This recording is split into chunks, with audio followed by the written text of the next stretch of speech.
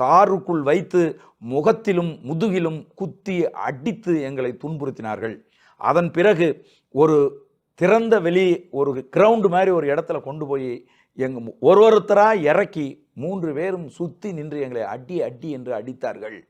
ஆசை தீர 2 பேரையும் மாற்றி மாற்றி அடித்து திரும்ப 1 மணி நேரம் கழித்து போலீஸ் நீலாங்கரை எங்கள் வீட்டில் அண்ணன் வீட்டிலேருந்து நீலாங்கரை போலீஸ் ஸ்டேஷன் 5 நிமிஷம் கூட இல்லை போயிருக்கலாம். ஆனால் 1 மணி நேரம் என்ன செஞ்சீங்க?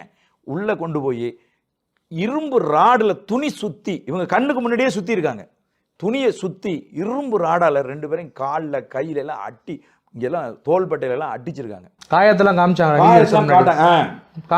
காமிச்சாங்க. நீதி அரசர்கிட்ட இவங்க அந்த காலில் இருக்கிற காயம் கையில் இருக்கிற காயங்கள் எல்லாம் கண்ணி போய் இருக்கிறது. இது அமல்ராஜனுக்கு கண்ணை வச்சு குத்திருக்காரு, கண்ணை பேத்து புரோண்டா அப்படின்னு. அதெல்லாம் இங்கெல்லாம் அந்த நெகை கண்ணு பட்டு இங்கே காயமாக இருக்குது, பயங்கரமாக ரத்தமாக இருக்குது. அப்படியே அதெல்லாத்தையும் நீதி அரசர்கிட்ட காட்டுனதும் நீதி அரசர் இந்த வாதங்கள் எல்லாம் கேட்டு முடிச்சுட்டு இந்த 2 கேஸ் இது. ஒரு கேஸு காவல்துறையினரை பணி செய்ய விடாமல் தடுத்ததுன்னு ஒரு கேஸு, இன்னொரு கேஸு ஆர்ம்ஸ் கேஸ், ஆயுதம் வைத்திருந்த ஒரு கேஸ்.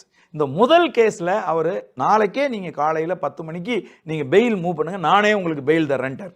இட் மீன்ஸ் இந்த ஆர்ம்ஸ் கேஸ் இல்லாமல் இருந்திருந்தால் ரிமாண்ட் பண்ணியிருக்க மாட்டார். இப்போ இந்த ஆர்ம்ஸ்